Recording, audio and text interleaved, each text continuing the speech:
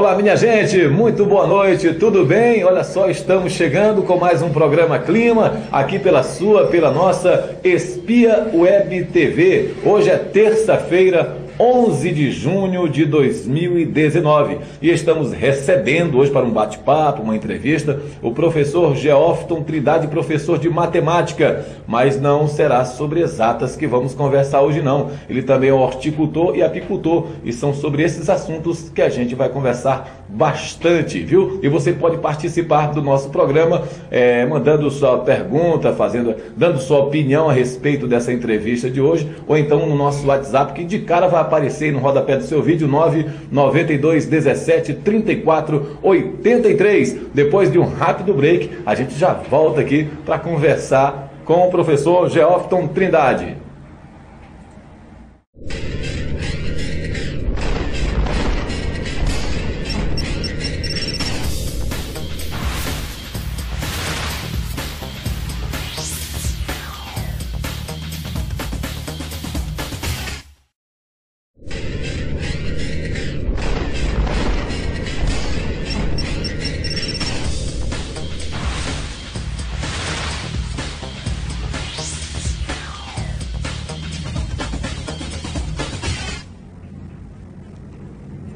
Senhoras e senhores, muito boa noite, muito obrigado pela sua companhia. A partir de agora vamos dar início à nossa entrevista de hoje, como falei na abertura do programa, com o professor de matemática Geófton Trindade, está aqui conosco. Inclusive eu falei que ele é horticultor, mas na verdade, né, a sua principal atividade é um amante, podemos dizer assim, do cultivo de plantas, enfim, mas a sua especialidade é na apicultura também. E são sobre esses assuntos que a gente vai conversar. Você pode participar do programa através da nossa página no Facebook. Professor, muito obrigado pela presença, seja muito bem-vindo. Vamos começar falando sobre a apicultura. Quando surgiu, quando começou a apicultura em sua vida? Começou por necessidade de uma terapia, né, devido às atividades, né, de educativas, né, do magistério. Aquela correria danada. Correria muito tenso, né, estresse, a flor da pele. Então a gente percebeu que fazendo uma atividade, se envolvendo com essa atividade da apicultura, a gente ia descontrair, né, estar envolvido com a natureza, né, e de certa forma foi o que aconteceu. Que bom, né, envolvendo com a natureza ali, mexendo e sempre descobrindo, estudando, inclusive, porque eu não fiz curso de apicultura, né? No começo não. E depois que a gente teve esse envolvimento, aí sim a gente foi fazendo cursos e muita coisa aconteceu, né, com esse envolvimento da apicultura. Inclusive, durante esse envolvimento, eu, né, fui professor de apicultura no antigo CETECMA. Olha só, né? E a gente teve aí uns 2 anos, vários cursos, né, de apicultura. O CETECMA ele tinha um laboratório de apicultura completo, entendeu? E os alunos eram fascinados, né, por aquela atividade. Os alunos que participavam do curso, né? E nossa região aqui, ela é uma região muito próxima na região do Turi, que trabalha com a principal produção dela, né, a produção apícola, produção do mel, né, a região do Turi aqui todinha, né, pessoal de Nova Olinda, Santa Luzia do Paruá, toda essa região do Turi se estende aí até o Gurupi, as divisas do Pará. E aí essa proximidade, né, com Santa Inês, a gente sempre tinha formação com alguns alunos, né, alguns apicultores, inclusive, e foi mais um dos trabalhos que a gente foi surpreendido, né? Certo. Devido a ter esse conhecimento, oferecer esse curso, né? A gente foi chamado para trabalhar. Infelizmente hoje não existe mais o CETECMA. Uma pena, né? Uma pena. Realmente um prejuízo muito grande para a sociedade. Mas, em todos os sentidos. Mas hoje tudo bem, a gente tem aí o IEMA, né? Que é espetacular. Você falou uma coisa interessante, que o desejo surgiu até por conta de uma terapia, uma atividade prazerosa, sem dúvidas, né? Por conta de uma carga estressante do dia a dia, e aquilo ali aliviou a carga, trouxe mais qualidade de vida. As abelhas têm uma qualidade de vida boa hoje, nos dias de hoje, ou elas vivem de forma estressante e preocupante? Tem uma curiosidade muito interessante sobre as abelhas, né? E por isso ela é terapêutica, não só pelo envolvimento com a questão da natureza, certo, mas quando você vai trabalhar com ela é necessário que você tenha movimentos leves, entendeu? E precisa estar bem concentrado, entendeu? Tranquilo, porque me parece que se você estiver estressado, estiver muito alvoroçado naquele momento, as abelhas parece que interagem e ficam da sua forma ou pior, né? Hoje está muito polêmica essa situação das abelhas, né? Porque devido a ter esses agrotóxicos, né? Que atingem os insetos de modo geral, né? As abelhas não escaparam, né? E é preocupante porque as abelhas, elas de certa forma estão relacionadas ao nosso próprio natureza, sobrevivência, diretamente relacionada à sobrevivência, né? Verdade. Segundo o próprio Einstein, já chegou a citar, né, que após o extermínio das abelhas, a humanidade está fadada. É verdade, não sobreviveria. A morte, o fracasso total. Então hoje a gente vê aí essa ganância exacerbada aí, né, econômica, no planeta inteiro, não é só no país aqui no Brasil não, né? O cultivo cada vez maior, a agricultura avançando, não que não seja necessário, claro que é necessário, porque sem comida a humanidade não avança, mas aí há também uma indisciplina por conta de muitos agricultores aí, despejando veneno e mais veneno no plantio, isso afugenta, mata as abelhas, enfim. É verdade, e a gente percebe uma certa preocupação, né, desses criadores, né? Mas só a preocupação não é suficiente, né? Tem que ter ação e as empresas responsáveis, né, os produtores, né, as agências biológicas produtoras desse tipo de veneno, né, não estão medindo esforços, de certa forma, para tentar ver como produzir um veneno que não seja tão agressivo. A fiscalização também é falha nisso tudo, não é, Jovem? Isso compromete bastante, né? Como é? A fiscalização, a falta de fiscalização, sim. Né, compromete. Mas, os programas hoje em dia, inclusive passou em vários programas, né, essa situação das abelhas, né, a morte das abelhas, e como é que a gente verifica? Essa fiscalização, de certa forma, está agindo, mas de forma não vagarosa, assim, ainda não está bem aplicada, né? Bem aplicada. Então, a gente espera que isso seja revertido, né? É uma situação preocupante porque as abelhas são responsáveis pelo maior número de polinização das plantas, né? Das árvores, entendeu? Verdade.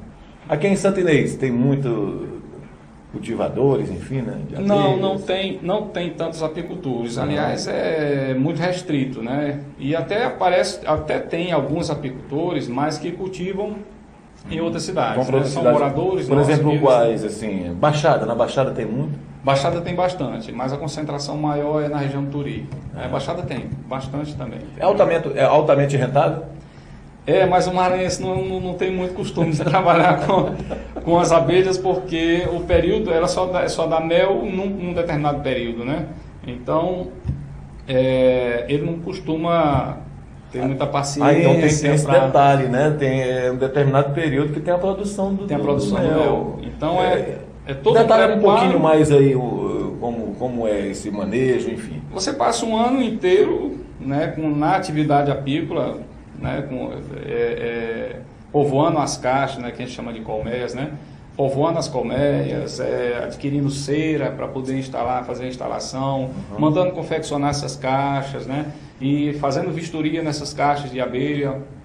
Então é um ano todo de trabalho para você, na época da colheita, estar apto, estar pronto, né, para efetuar a extração do mel. Logo depois ele vai pensar na questão da venda, então ele não tem muita paciência para... E em meio a tudo isso tem um gasto, o gasto vai indo pelo caminho, né? Vai ter que gastar. Tem uma manutenção disso tudo, né? Mas ela é rentável, com certeza. A paciência que não é boa. Mas tem que ter uma paciência boa, tem que aguardar, né? É rentável. Mas depois que tem aquela produção, é altamente rentável. E fascinante, né? Você imaginar o mel escorrendo ali. O nosso mel, ele é exportado também? Ele é bastante exportado, Jovem? O nosso mel, sim. O brasileiro ele não tem esse costume de consumir mel, inclusive muito confundido com remédio. Mel não é remédio. Verdade. Mel é um nutriente. Negócio uma garganta aqui, eu vou tomar ele é um alimento, né, que te fortalece. Então, devido você fortalecer o organismo, o próprio organismo ele reage. Entendeu? Não deixa de ter os antibióticos naturais, né, na própria concentração do mel, né, que é um antibiótico dela mesmo, né, natural. E as pessoas, devido se sentirem bem, né, ele acha que o mel vem ser um remédio. Não, ele fortalece. Às vezes é só psicológico, né? E ajuda muito, né? Já é uma força. O psicológico a gente vai deixar manter essa questão, porque o psicológico ele também é fundamental na recuperação da pessoa. Eu tenho uns tios meus ali em Viana, e eu percebi que nas comunidades muitas pessoas lá sobrevivem, né, do mel, né? E inclusive eu vi na casa de um tio meu uma espécie era não sei se era um cilindro, não sei se era um acessório para armazenar o mel. Eu não sei o nome técnico, o nome específico daquele. Sei que era grande e eu perguntei para ele, enche isso aí? Disse, enche. E é fascinante tudo isso, né? É um decantador. Decantador o nome? É um decantador. Aí, pronto. Então a gente, primeiro para extrair o mel, você tem que colocar na centrífuga, né? Para poder naquele processo físico, né? Fazer a extração do mel. E ela separa já o mel do favo. Do favo. Né? Primeiro você tem que desopercular. A própria máquina faz isso. A própria máquina faz isso. Primeiro você tem que desopercular, né? Porque é uma curiosidade também, interessante saber. O mel ele só está pronto, né, quando os favos estão lacrados. Certo. Então, às vezes, você, por falta de conhecimento, até tá vendo que ali tem mel e extrai, mas aquele é chamado mel verde. E esse mel verde ele não pode ser coletado, porque ele vai fermentar. Não serve. Então, não serve. Então, só quando ele está lacrado, que a gente chama operculado, palavra técnica, né? Operculado é que você tem que ir lá e desopercular, né? Remover os opérculos, remover as tampinhas, que ela sabe o momento certo de tampar, né? Então, quando você remove aquilo lá, as tampinhas, né, que é chamar o opérculo, a palavra técnica, para o povo saber as tampinhas. Não, então remove e coloca os quadros na centrífuga, né, e com aquele processo, aquela velocidade, né, o nome não está dizendo, né, própria centrifugação, ele vai jogar esse mel na borda, né, que é de inox, o material, e escorre e já vai direto para esse decantador. Exatamente. Então o decantador, como você falou, é um cilindro grande, né? E aí como a cera, né? Que não deixa de cair alguns fragmentos de cera, né? Essa cera, como ela é mais leve, ela vai ficar em cima. E o mel, que é bem pesado, inclusive é uma substância muito pesada, muito confundida com material líquido, mas é um material sólido. Olha só, sólido, interessante, né? Considerado como sólido o mel, né? E pesa quase 1,5 kg por litro. Olha só. Então é uma substância muito pesada. Então ele vai, né, devido à densidade, não para a física e toda, né? Aí vai. Devido à densidade, ela vai lá para o fundo da vasilha e a torneira é no fundo, né? Quando você abre a torneira, o mel só sai o mel. Em cima tá as impurezas, estão ali a cera. Você tem que fazer uma separação. Você falou a respeito das tampinhas. Essas tampinhas são as que substituem o favo natural? Eu vi uma vez uma reportagem no Globo Rural que eles fizeram umas tampinhas assim, plásticas. Eu acompanhei uma vez uma reportagem a respeito. Elas substituíam, né, o favo natural. Eu não sei como era o procedimento, não sei se você chegou a ver essa situação. E sei que lá tinha a produção do mel em grande quantidade. Sei. Eu não me recordo muito bem assim a situação. A tecnologia a respeito, né, dessa atividade, né, evoluiu muito. Verdade. Inclusive a gente tem caixas, né, caixas alemãs, que você consegue extrair o mel direto, já abre a torneira e as agulhas estão diretamente ligadas aos favos. Então, olha só mostrando a questão do favo, não deixa de ser um favo natural, só que bem controlado, racionalmente controlado, né? Dentro de um quadro, acabou? Não, tá. Então, dentro de um quadro, mas então o favo fica localizado ali, né? Para facilitar o manuseio com a centrífuga. porque você vai pôr os quadros lá para poder usar a centrífuga, né? Sensacional. Você vê aquele mel escorrendo, depois só quem trabalha na área que sabe como... Qual é o sentimento? Então conta pra gente o sentimento quando você vê aquela produção finalizada, enfim, depois de uma longa jornada de trabalho e investimento de gastos, né? De certa forma, a gente fica até às vezes com pena das abelhas, né?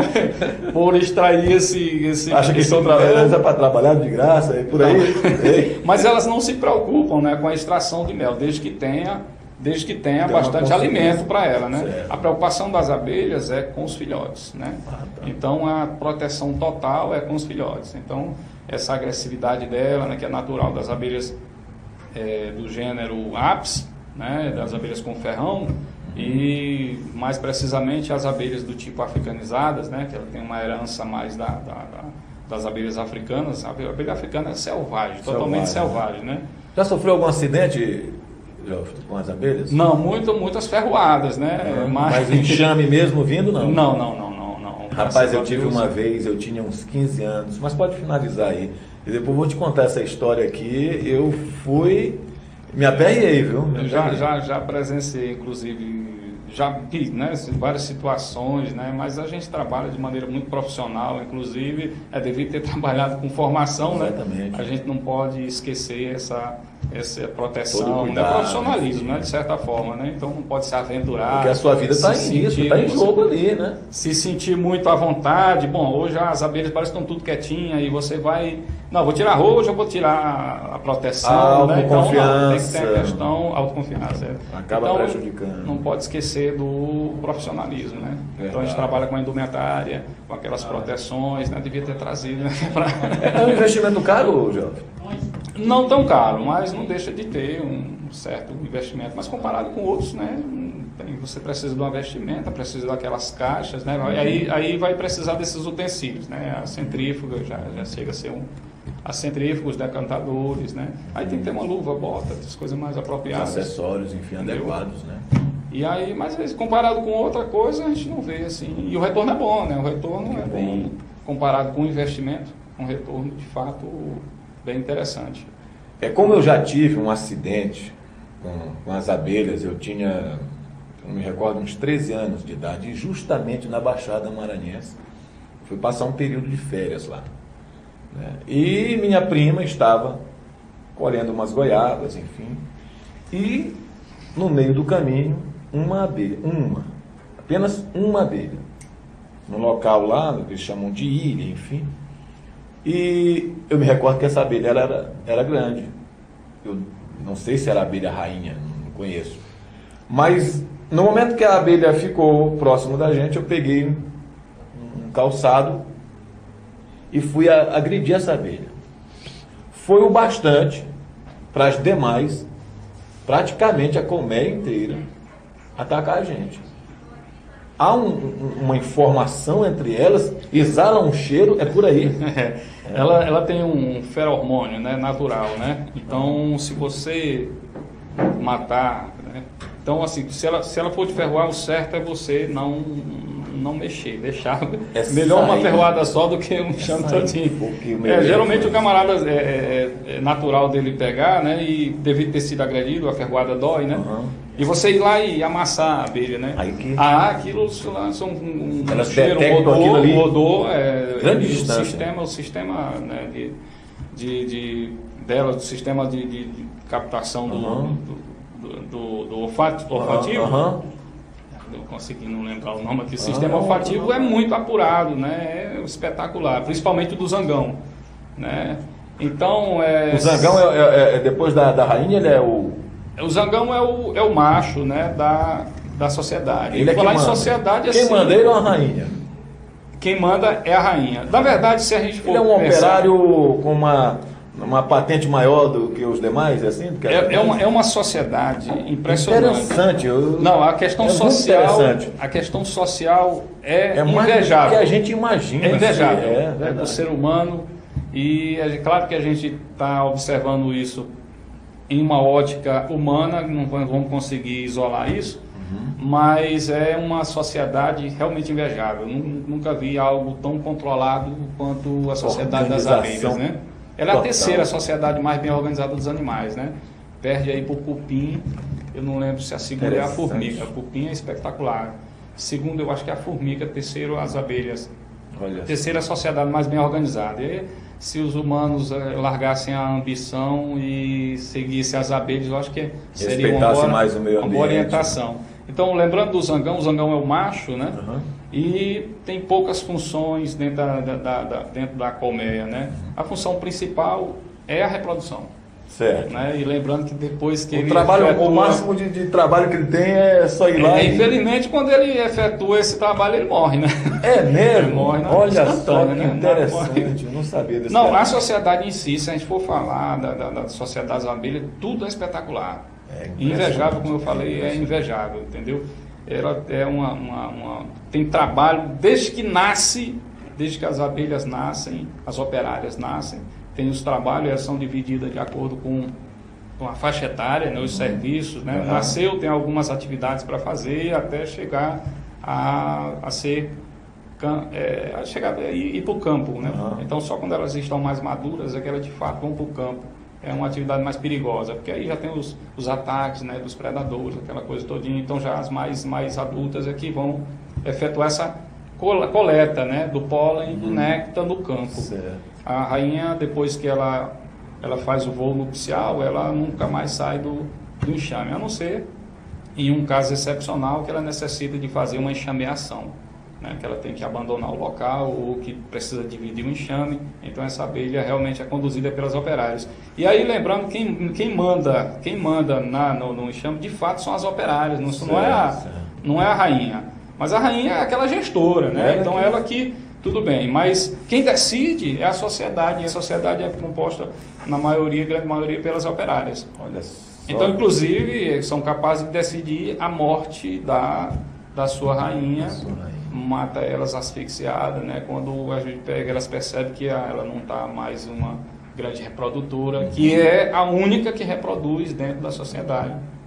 Olha só. Então, é o trabalho dela, reproduzir. Né? O trabalho dela é a missão dela é aquela ali e pronto. Terminou. 3.000 ovos por dia. Eu não queria ser nenhum gestor para fazer um negócio desse. Eu não imagino que uma mulher ia aqui por dia. 3.000 ovos. A vida de uma abelha rainha em média de quanto tempo?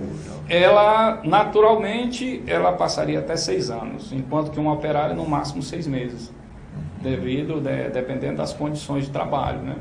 Então, se ela trabalhar demais, tiver numa época de muita coleta, né, porque elas têm um período de coleta, tem um período mais de escassez, né? Então, na época de muita coleta, ela só chega a viver 1 mês, 2. Isso, esses 6 anos, sem nenhuma ameaça, como nós abrimos aqui no programa, a respeito dos agrotóxicos, enfim, que são despejados hoje aí, né, na agricultura. Se não houver isso, ela chega... A exterminação, ela chega de terminação. Então, já o apicultor, ele não deve passar mais que 2 anos. Então, o recomendado é que ele passe só 1 ano com essas operárias, porque, com essa rainha. Daí para frente, ela começa a diminuir essa reprodução. É porque ela só copula, né, faz o ato sexual uma vez, e nessa vez ela coleta os espermatozoides. Ela só gera óvulo, né? E os espermatozoides estão armazenados na espermateca. Esse espermatozoide que ela vai usar a vida toda. Então, quando as operárias percebem que ela não está mais com aquele poder reprodutivo, né, tão intenso, elas vão lá e se matam. Olha só. Naturalmente. Então, a gente percebe que quem comanda ali são as operárias. A decisão principal é das operárias, mas ela é a gestora, né? Tudo bem. Olha só. É fascinante. É fascinante, realmente, extremamente fascinante. Então, não há ambição, entendeu? A questão de dizer, não, a abelha rainha, ela é servida com a geleia real, ela tem uma alimentação diferenciada. Eu não queria, sinceramente, eu não queria. Ela tem essas regalias, né? Ela tem porque é necessário, é a única que tem o órgão reprodutor desenvolvido. O tamanho dela é maior, né? Bem maior, chega a ser quase o dobro da uma operária. Olha só. Então nós temos a operária pequenininha, né? O zangão já é intermediário e a abelha rainha fica grandona devido àquela espermateca dela que é avantajada. Só concluindo o desfecho da minha história lá que eu falei que eu fui ameaçar uma abelha, suponho que tenha sido a rainha. Não. A rainha não sai da Primeiro, O Zangão, isso é falando nisso, a gente está pensando em publicar um livro falando sobre histórias, né? Opa, legal. Não vou lançar um livro técnico falando de coisa de abelha, mas histórias. Contar histórias, a sua experiência com tudo daí isso. As pessoas vão extrair aqueles conhecimentos mais técnicos. Eu estou pensando num livro assim. Bom, então, o Zangão, tá terminando? Não, pode continuar. O Zangão, ele não ferroa. Entendeu? Aquele ferrão dele é só para ele efetuar. Mas ele exala o cheiro lá para as demais? Quando está sofrendo uma ameaça? Não, sim. Se sofrer uma ameaça, sim. Aquele cheiro é natural. Ela era uma abelha bem grande. Era grande? Era grande. E o desfecho... Mas ela tinha ido te atacar? Porque não, ela estava próximo da goiabeira. Minha prima ao lado, minha prima se assustou. No momento que minha prima se assustou, ela gritou e disse, eu percebi que a abelha fez um movimento já diferenciado. Sim. Já confirmando que você contou aqui, que movimentos bruscos, ela já prepara, né, a defesa. E nisso eu fui atacá-la. Mas foi tão rápido, jovem. Eu não tinha como conferir quantas abelhas vieram. Foram muitas. Eu saí correndo, olha, foi um ataque feroz. Se eu não corro, você sabe como são as casas ali na Baixada, são aquelas palafitas. No trajeto que eu fiz para subir a escada, aquilo ali eu levei tanta picada, ferroadas e mais ferroadas. Eu tinha uma cabeleira vasta naquele tempo e elas prenderam aqui, meu amigo, eu gritava, e minhas tias socorrendo, e minha prima também do outro lado. Foi uma situação complicada. Talvez se não tivesse esse refúgio, assim, teria até morrido esse ataque. Com certeza. Muitas fatalidades acontecem, a gente tem vários casos, né? E sobre esse conhecimento com as abelhas, né? Aquele veneno dela, ela é um veneno muito poderoso, né? E muitas pessoas têm alergia, é muito comum, alergia cutânea. Essa questão do choque anafilático que eles falam, por aí, é justamente isso? O choque anafilático, ele já está mais ligado à questão cardíaca, né? Inclusive, nós temos um caso muito parecido, né? Aqui. É possível que seja uma alergia cardíaca. Então, quando a pessoa pode ocorrer isso? Alergia cardíaca, só uma ferroada mata. Olha então, por isso pode, né? Eu não fiz a análise, né? Nem teria competência para isso, né? Mas se a pessoa tem alergia cardíaca, uma ferroada é suficiente para matar. É porque especula-se, né, que recentemente um amigo nosso, bastante conhecido, faleceu.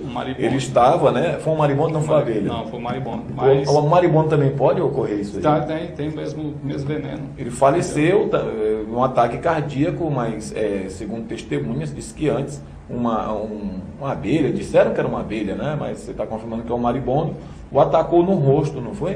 Sim. E ali disse que ele sofreu o ataque.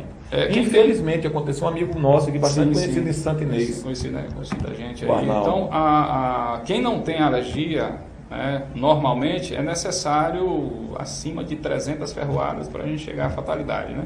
Aí tem alguns organismos são mais resistentes, outros menos resistentes que outros, né? Quando você tem alergia na pele, né? Alergia cutânea, aí não precisa tantas ferroadas, né? Porque aí você já começa a inchar e começa a ter asfixia, porque começa a entupir tudo, as narinas, aquela coisa todinha, mas é necessário muita ferroada, né? E o que fazer? Como proceder de um ataque? Bom, se tiver um rio, o igarapé ajuda, né? O igarapé, né? Tem uma história interessante sobre uma vez um rapaz, para fugir, ele percebeu, foi muito esperto, né? Percebeu uma canoa e ele pulou no rio e virou a canoa por cima. Olha só. Foi como ele escapou, porque não tinha... Elas permanecem um tempinho ainda? Que nem no desenho animado? Devido ele ter virado, foi muito esperto, né? Devido ele ter virado a canoa por cima, ele ficou naquele vácuo, né? Porque nos desenhos animados da nossa época, né? Tinha muito essa cena, né? Que vinha um ataque, a pessoa ia... Pulava na água, ficava até com um canudinho. Como é que vai ficar? Porque ele botou, depois se sair, pega, que né? Coisa, que situação. Então, mas assim, existem umas técnicas para a pessoa tentar escapar, né? Você não pode correr reto, você tem que tentar fazer uma sinuosidade, exato. E na vegetação, tentar procurar a vegetação. O problema é que às vezes a pessoa vai correr no campo aberto, né? Então, mesmo em campo aberto, tem que ser tentando fazer o zigue-zague, tentando fazer uma sinuosidade. Correr reto, aí é mais perigoso, entendeu? E bom, é correr de forma sinuosa. E aí, lembrando, essa nossa abelha não é tão agressiva porque ela é híbrida, ela é misturada, né? Com uma abelha mais mansa, a abelha europeia, que é apis também, e é mais mansa. Quem é muito agressiva, porém demasiadamente produtora, é a africana. Temos muitas abelhas africanas? Não, no Brasil tem pouquíssima. Mas ela é muito selvagem, aí não tem negócio de correr sinuosidade, ela é caçadora mesmo, entendeu? Todas as abelhas são selvagens, né? Mas essa a africana especial, é muito agressiva. Olha só. Não vale a pena a gente trabalhar com essa produção toda da africana devido à questão da agressividade. E aí vem um fato curioso, um fato interessante. O apicultor, quando vai trabalhar com a abelha, ele tem uma preocupação extrema nessa questão da morte, tentar evitar o maior número de morte possível. Para ali ele usa a fumaça, né, para tentar inibir um pouquinho. Aquela fumaça é feita como assim? Como faz aquela? Com vegetação. Normal, é bem natural mesmo. Isso. Né? Nada de produto, nada de... Tem um fato curioso, né, que uma vez um rapaz... Ele foi trabalhar e eu acho que ele achava que aquela fumaça era alguma substância tóxica. Né? E ele, rapaz, esse negócio está demorando a fazer efeito aqui. Mas não, rapaz, eu acho que isso não é o que você está pensando, não. Estava com a cabeça realmente poluída. Com certeza. Não, legal, isso aqui é só para a gente tentar inibir um pouquinho. Acho que esse negócio vai ter que encontrar em outro lugar. Que legal. Como até para se falar de abelhas, como é interessante. A gente começou nossa entrevista aqui, o nosso primeiro bloco, ele estava aqui, né, cronometrado aqui para 10 minutos, né? Mas eu suponho que nós estouramos aí esses 10 minutos, né, William? Como está o nosso tempo aí do primeiro bloco? 30 minutos. Viu? Esse foi o primeiro bloco, falando só de abelhas. Minha gente, a gente vai para um rápido intervalo comercial. O assunto tá bom, muito bacana. A gente está tendo mais conhecimento a respeito da apicultura. Sensacional o manejo com as abelhas, os cuidados que a gente deve ter. Enfim, a gente vai para o nosso primeiro intervalo e daqui a pouquinho a gente volta.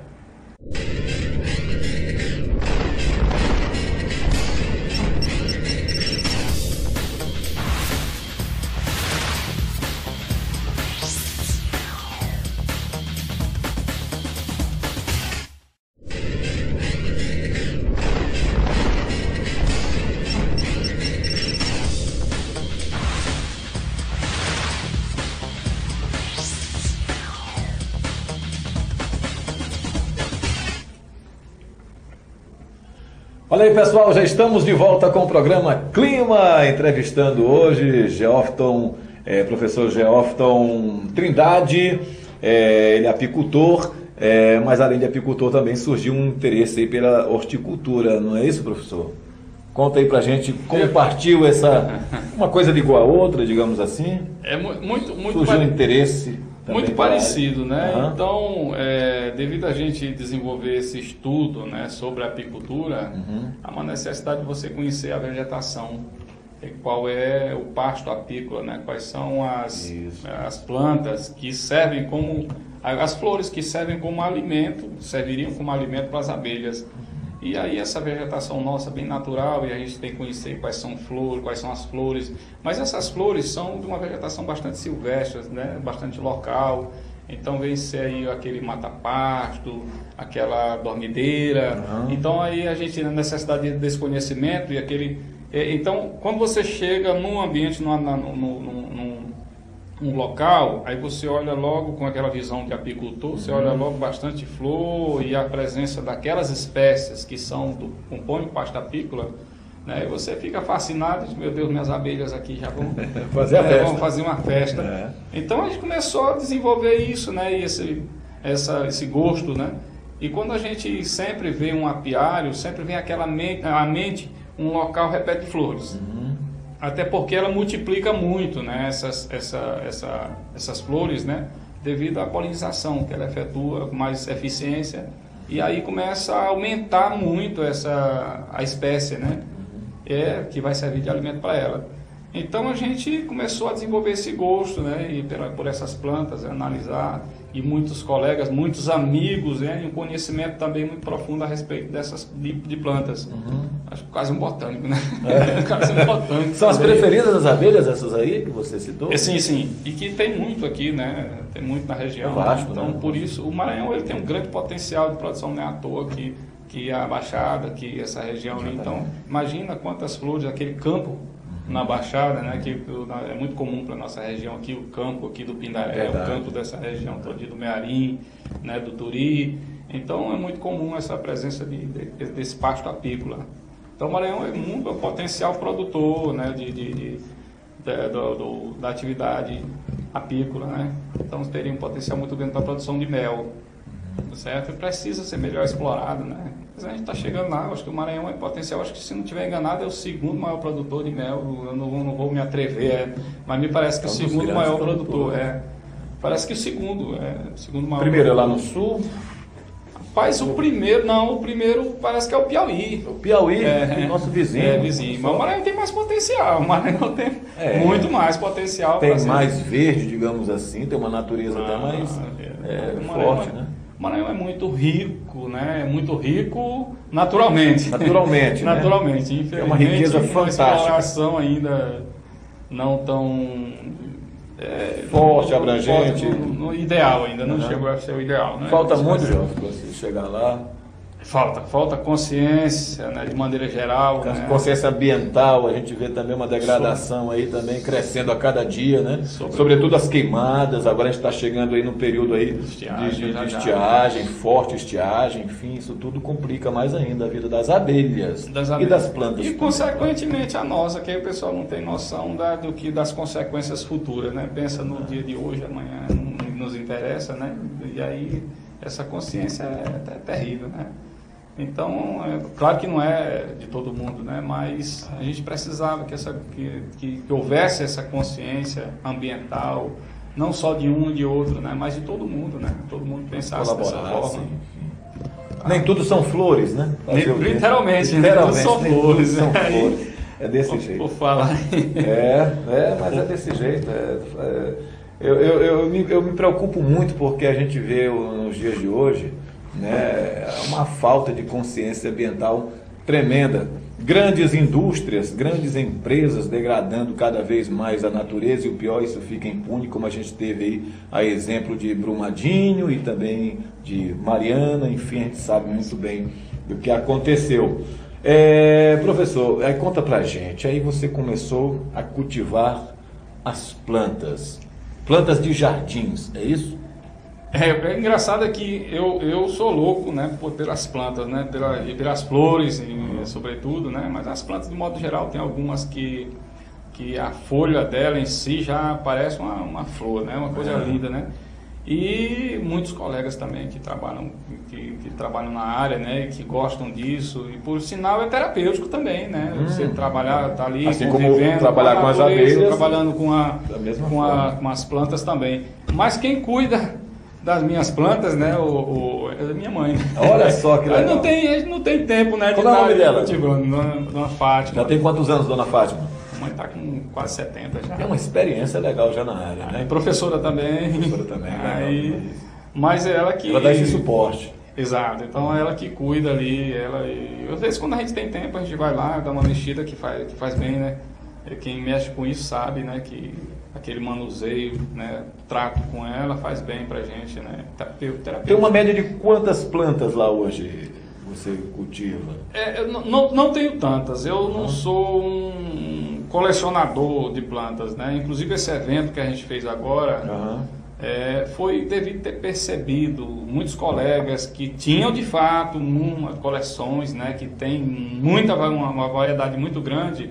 A gente percebeu que não tinha uma oportunidade, um momento da gente estar expondo isso, né? Então uma carência muito grande nessa... E aí você sabe que algumas cidades, né? São Luís mesmo tem uma feira de flores, né? Exato, a Olambra, né? Já chama visitei feira lá, conheço.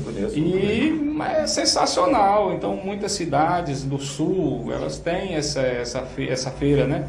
E eu fiquei pensando, Santa Inês, com esse potencial tão grande, né? Que Santa Inês é um centro comercial, né? Então temos que... o nosso clima ele é bastante propício para cultivo de muitas plantas. Cultivo de muitas plantas. Então, aqui em Santa Inês, gente, tem muita gente que gosta de planta, né? E que não é uma exclusividade das mulheres, né? Não é uma verdade. Inclusive, minha esposa ela é uma amante aí das plantas, assim também como eu sou. Eu curto muito, gosto demais. Quero só interromper aqui rapidinho, Jofto, já a gente continua. Mandar um abraço aqui para o pessoal que está acompanhando a gente aí no Facebook. O João Antônio, um abraço para você, João Antônio, e para todos aí do Colégio Atuação, ali na Rua do Bambu. Tem também, né, o Classe A Cursinho, o curso preparatório Classe A. Ontem nós entrevistamos aqui, William, o Alfredo, né, que é professor lá do curso preparatório Classe A. Deixa eu ver quem já curtiu a página aqui no Facebook, muitas pessoas. Janileide sempre conosco, Janileide Lira, aquele abraço para você. Zilmar Carvalho também acompanhando o programa. Eromilson de Jesus também ligado. Lobato, aquele abraço. João Antônio, como eu acabei de falar. O William aí também está acompanhando, né, William? Nos dois sentidos aqui, tanto aqui no programa quanto na página. Alciano Muniz também conosco, aquele abraço, Alciano. Tem a Eliane Lima, Alice Marina, Rosalva Pereira, professor, poeta e escritor Paulo Rodrigues, Luan Cantanhede, Patrícia Neres também, Azevedo Neto, olha só, que é o Artemísio, né? Bacana demais, muita gente conosco. Lembrando que a entrevista, quando nós finalizarmos, ela fica na íntegra no nosso canal no Facebook. Continuando a falar sobre as plantas aqui, o Geofton mencionou que, como tem uma vida corrida, né, de outros compromissos, sua mãe é quem dá um suporte lá nas plantas. Ela recebe algumas visitas lá e em meio a essas visitas, as pessoas querem um galinho da planta. Essa aí pega no galho, acontece muito isso, aí a pessoa fica no bastante natural, na minha planta. Inclusive uma colega agora, né, perguntou, me vende, me dá uma... A turma que passa e conhece né, lá, sempre tem achado bonito. Eu acho que todo plantio, né, de certa forma, tem sua beleza, né? Verdade. E aí o pessoal passa lá na frente, lá de casa, e acha bonito aquelas... Aí um ou outro chega e que gosta, né? E, rapaz, já como é que eu faço para adquirir uma mudinha dessa, né? A gente não tem problema, né? Que, graças a Deus, ela multiplica muito, né? Então a gente quer que... Verdade. Então não sou um comerciante de plantas, né? Não é minha área. Você cultiva pelo simples prazer, pelo gostar, pelo amor à natureza, enfim. Legal demais. Você sente uma satisfação do colega, né? Também um prazer por ele estar alegre com aquela planta ali, né? Qual a planta mais difícil de cultivar, Jorge? Existe alguma assim especificamente mais complicada que requer ali um cuidado maior e que o clima tem que contribuir bastante para que ela prospere? Rapaz, eu não sei porquê, mas eu ouvi agora de uma colega que ela apreciava uma planta chamada hortênsia aí, que já ouvi falar bastante. Que é muito difícil você manter ela se você não tiver aquele cuidado extremo. A gente tem imagens aí de algumas... Eu acho que o clima não é muito favorável, né? Então há uma dificuldade, se você der uma relaxada ali, você perde ela com bastante facilidade. Essa rosa do deserto, né? Uma grande tendência, eu vou falar sobre isso, a rosa do deserto, ela é até então uma planta, digamos assim, que bastante desconhecida pelos maranhenses, e hoje, né, é uma planta aí que conquistou o gosto do maranhense, na verdade, e vem cada vez mais aí numa crescente. Inclusive teve um exemplar na nossa exposição, um exemplar de uma colega que levou, um exemplar de 8 anos, né? Enorme, eu acho que é a maior que eu já vi na região, né? E estava presente na exposição, né? Conquistou a turma. Mas aqui dá um trabalho, rapaz. E ela sofre bastante no período chuvoso, né? Porque ela não precisa de tanta água. O nome já diz tudo, rosa do deserto. Rosa do deserto, exato. É uma espécie, né, que, como o nome diz, se você fizer uma pesquisa, você vai olhar... poderia fazer a pesquisa, dar uma mostrada aí para a turma aí, algumas rosas do deserto, tem umas enormes entendeu? No deserto mesmo. Ela atinge uma determinada altura bastante relevante no deserto mesmo, no seu habitat mesmo, né? E tem uma atratividade pelas flores, né? Que são lindas, uma variedade imensa, né? Então, de cores imensa, a família dela é enorme. Tem várias, tem branca, tem rosa, vermelha, tem preta? Tem preta. Tem preta, olha só. Tem preta e é muito... ouvi dizer que ela só é produzida em laboratório, né? Mas essa para dar a cor preta. Para dar a cor preta, mas a variedade é muito grande. Inclusive o pessoal fica brincando, né, de cruzamento, de efetuar cruzamento, uma árvore só com várias cores, entendeu? Com enxerto, né? E o povo está fascinado pela planta, né? Então teve presente lá uma espécie, um exemplar desse, muita gente, inclusive vendendo lá na oportunidade, né? Vendendo alguns exemplares de rosa do deserto. E por falar aí na exposição, plantas de jardins, não é o nome da exposição? A gente tem imagens aí, William, a gente tem aí as imagens da exposição realizada, olha só, exposição de plantas de jardins, é um slide aí, pode comentar a respeito aí, né? Daí se for um encontro aí, o pessoal... Você como diminuir a velocidade ou dar uma pausa em cada imagem? Essa foi uma ideia que a gente teve, uma ideia de fazer uma socialização, né, entre essas pessoas que cultivam, né? E a planta por si, como eu tenho dito, é fascinante, né? Então a gente pensou em reunir essas pessoas, algumas, né, para a gente trocar umas ideias, né, e fazer uma exposição, um dia descontraído e encerrar a Semana do Meio Ambiente. Certo. Então nós tivemos várias atividades durante a semana. Se não me engano, foi dia 8 de junho, o Dia Mundial do Meio Ambiente? Ou foi, não, 5 de junho, ok. Mas a exposição foi realizada no 9 de junho. No dia 9, é o encerramento da semana. Okay, então 5 de junho é o Dia Internacional e essa semana onde está inserido o dia 5 é a Semana Internacional do Meio Ambiente. Então a gente escolheu sempre o domingo e fizemos essa experiência, né? Foi muito bem aceita, o pessoal ficou fascinado, quem esteve presente, aí depois olhando as imagens, porque a turma foi para lá, tirou bastante foto, né? E aí, sabe, aquilo ali é um quadro, né? O pessoal aproveitou as plantas lá para registrar e aproveitando a oportunidade lá, muitas flores lindas. E então essas fotos conquistaram aí, estão espalhadas pela cidade. E o pessoal fascinado, onde foi que aconteceu isso. Então, apesar de ter um número elevado de pessoas, mas longe da gente ter atingido... Conseguiu vender alguns exemplares, não é? As pessoas que estavam presentes, alguns inclusive eram do ramo, né? Venda de planta, né? Eu fui responsável apenas por proporcionar isso, entendeu? Então eu não estava vendendo, entendeu? A turma que trabalha nessa área é que estava responsável por isso. Então, na oportunidade, se tivesse algum interessado, podia vender. E a turma vendeu bastante, né? Vendeu bastante. Então, quais eram as plantas que estavam expostas? Orquídeas? Tinha orquídea? Tinha orquídea, aquela orquídea lilás. Uma planta sensacional, né? Essa daí é... trabalhosa, né? Orquídeas, tinha as bromélias, tinha a rosa do deserto marcou presença, né? Eu não vou lembrar do nome de todas não, mas essa aqui... Tem imagem, coloca a imagem. Antúria. Essa daí é uma... Essa planta parafuso, né? Esse cacto, viu? Do lado da direita aqui. Esse cacto, né? Dá para ver o formato de parafuso. Esse cacto, ele custa R$150 cada 10 centímetros desse. Olha só! Então, na medida que vai crescendo, o valor vai aumentando. E estava vendendo lá, o pessoal estava vendendo muito barato, né? Esse cacto é raro. É originário de onde esse cacto? Não sei a originalidade dele não. Mas assim, tinha uma coleção de cacto lá no evento, né? Na exposição, tinha uma coleção de cacto. Tinha essa antúria, chamou a atenção. Essa flor aí é muito conhecida como Jorge Tadeu. Eu não tô mas eu não estou lembrado no nome.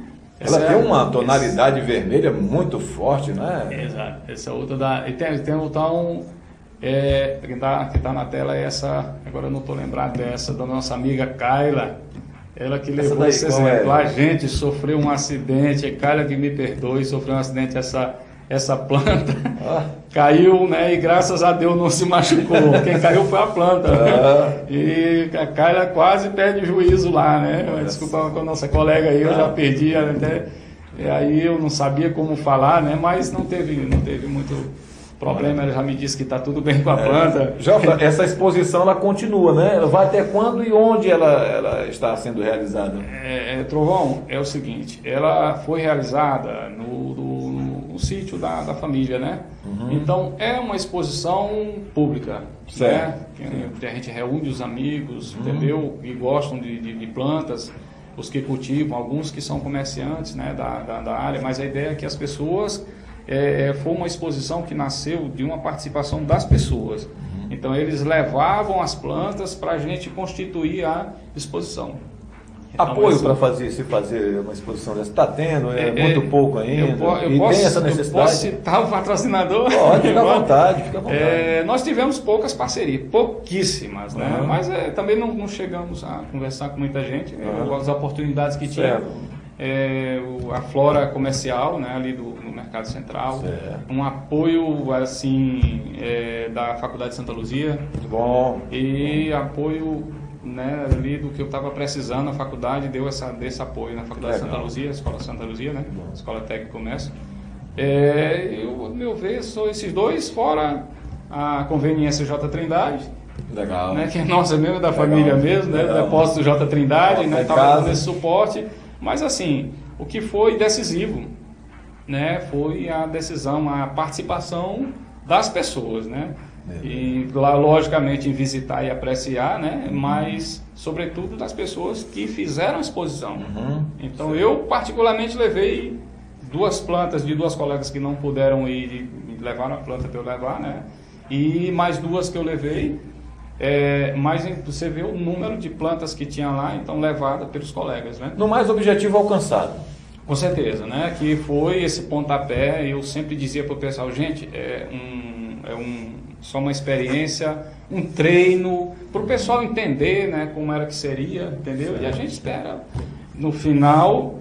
E apesar do pessoal ter pedido, precisamos fazer isso com mais frequência, de Deus me livre. Porque isso dá trabalho demais. Porque, como eu falei, literalmente nem tudo são flores, né? Nem tudo são flores. Mas a turma gostou demais, né? A gente lamenta não ter chegado ao conhecimento de todo mundo, algumas pessoas, como a gente ficou sabendo, né? A Dona Joara está conversando comigo aqui, ela está falando, pena que eu não fui, como ali as fotos. Ela está assistindo, tá? Quem é que está falando, William? Dona Joara. Dona Joara, né? Dona Joara, né? Eu depois entrou em contato e eu fiquei preocupado porque eu saí do ar, eu não estava tendo o sinal do WhatsApp, e ela tinha mandado a pergunta, né, onde é que fica esse sítio? E eu só fui saber depois que voltei, né? Sinal não teria como. Depois que voltei, eu disse, meu Deus, será que essa pessoa teve lá na exposição? E ela disse que não encontrou, né? Então ali no final do bairro do aeroporto, a gente está proporcionando isso, inclusive para o bairro. Legal. Eu queria aproveitar para parabenizar, porque pelo fato da gente ter essa propriedade ali, né, a gente tem essa oportunidade de apreciar as coisas que estão por ali. E houve uma iniciativa da população, né, do pessoal morador ali presente, e ali próximo tem uma avenidazinha, e ela foi arborizada, né? Tá sensacional, quem puder dar uma passada lá.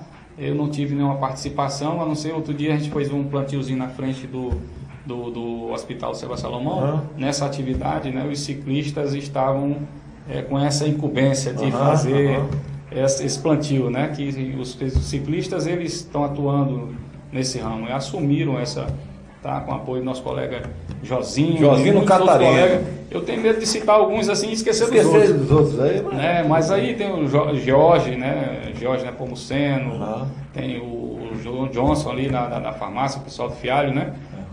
Deixa eu me lembrar, o Eronilson estava lá, um cara sensacional. A turma do ciclismo. Várias outras pessoas como eu envolvidas falo, nessa iniciativa. Eu vou esquecer de citar alguns aqui. Você tocou num assunto interessante aqui, que já me remete a puxar outro assunto. Você falou que no aeroporto você viu uma pracinha ali, enfim. Eu tenho observado, e também lembrando do passado, das praças como eram antigamente, né? Que tinha ali uma valorização de árvores bastante intensa, bastante visível. Recentemente eu estive em São Luís, vi algumas praças, né, modernas, bastante modernas. Você acredita que muitas praças, avenidas, estão deixando pouco espaço para o verde, estão aí dando prioridade ao concreto? Está acontecendo isso? Essa é suspeita a gente falar, porque assim, essa conciliação, né, porque nós estamos super povoados, né, uma concentração terrível de gente, né, e a necessidade da gente ter esse espaço, né, e nós temos uma polêmica aí a respeito dessa ocupação de espaço, né, é uma necessidade de controle, e aí eu vou mexer em ferida aqui, que não é muito interessante, né. Não, eu estou dizendo assim, no modo em geral, eu falo assim, no modo, digamos que até mesmo Maranhão, no estado, a gente vê algumas construções, a gente vê algumas avenidas onde o verde ele não é tanto valorizado. E quando se coloca uma muda, né?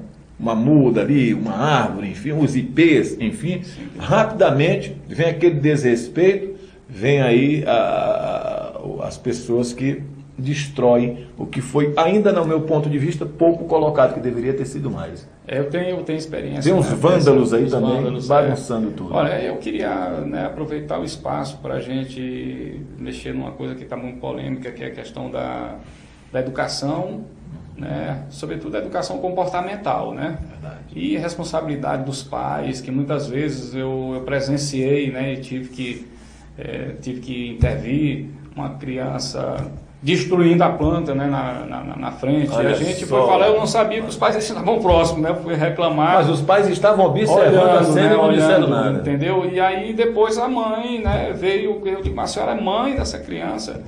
Aí disse, mas a criança está acabando com a planta e a senhora não diz nada. Então, assim, está faltando, né, essa consciência, né, e a gente, como problema pai, né, é responsável, também, viu? Cultural, enorme, entendeu? Cultural. Então, mas eu acho que o saldo ainda é positivo, né? A gente não está perdido totalmente, lá, né? Mas tem as ONGs aí que ajudam bastante, Isso, a iniciativa privada também, a gente vê aí uma força aí de alguns empresários também dando um apoio aí, tudo isso, né? porque existe isso inclusive é jurídico, né? Tem que ter esse apoio, né, das empresas, ela tem essa sua participação social, né? Claro. Então algumas levam isso muito a sério, né? Mas a gente, no geral, a maioria não tem valorizado, né, esses pontos, né? Mas a gente está precisando, realmente nós estamos muito carentes de praças mais arborizadas, né? E de um modo geral, né, na maioria das praças. Tem que ver mais um envolvimento mais efetivo dos governos nesse sentido, né? A gente vê que não é muito levado em consideração tudo isso. Eu acho que, não sei se é do conhecimento de todos, Trovão, mas a maioria conhece e fascina uma cidade chamada Gramado, né? E muitas outras, né, que são, na hora que você vê as imagens, né, que tem muita árvore, muita planta, né, muitas flores. É uma cidade onde 90% o verde é valorizado. Fica bonito, né? E aqui, de certa forma, numa sociedade estressada, né, como a nossa, acho que aquilo dá um ar mais controlado, né, mais saudável. Em todos os sentidos, né? Mais saudável. Se houver um esforço, uma vontade de fazer também o verde prevalecer em nosso estado, nosso município em si, pode-se chegar lá, né? Com certeza. Mas, sobretudo, da população. A gente precisa... Tem que ter envolvimento de todos, né? Envolvimento de todos. E aí, voltando à pracinha lá, né? A canteirinha, né? Eles começaram a plantar isso agora, né? As plantas já estão num porte médio. Isso a comunidade que começou a fazer isso. A comunidade, eu tenho passado lá... Vale o exemplo aí para as demais comunidades. Eu não sei se aquilo ali era um grupo de... Como é o nome daquele pessoal que tem sempre tem um treino que eles vão pro... Escoteiros, né? Os escoteiros, eu tenho para mim que... quase não lembro do nome, mas eu acho que eu vi os escoteiros por ali, mas a comunidade presente. Eu acho ali, que né? seja de colaboradores da Adventista, não sei se é por aí, eu acho que é por aí. Talvez, né? eu passei... São os Adventistas, e né? vi esse povo reunido, Parabéns fazendo uma limpeza. Parabéns. E a gente observa, né? Claro. E sempre tem aquele ditado que diz... tente ser perseverante naquilo que você faz, porque você é espelho de alguém, né? Sempre Verdade. espelho, né? Então, às vezes a pessoa já pensa começa que não tem dentro alguém de casa. observando, né? Eu passei e fiquei olhando, pô, que boa atitude, né? Que você tem atitude sensacional, né? Tá limpando, isso aqui um dia vai ser bonito. E tá ficando bonito. E esse espelho já começa dentro de casa, porque você contou a história que você está em determinado local, uma criança matando uma árvore, então os pais observando não diziam nada, né? Não dizia nada, né? Então, ainda bem que a gente chamou a atenção e a mãe observou rapidamente, pediu desculpa, né? Eu acho que ela percebe, todo mundo né? E pediu desculpa. Não observou. Mas o que acontece a gente vê, né? É claro. Entendeu? Olha, quero mandar um abraço aqui para a professora Aparecida acompanhando o programa. Valeu, Artemísio, novamente um grande abraço. Olha, minha gente, está aí.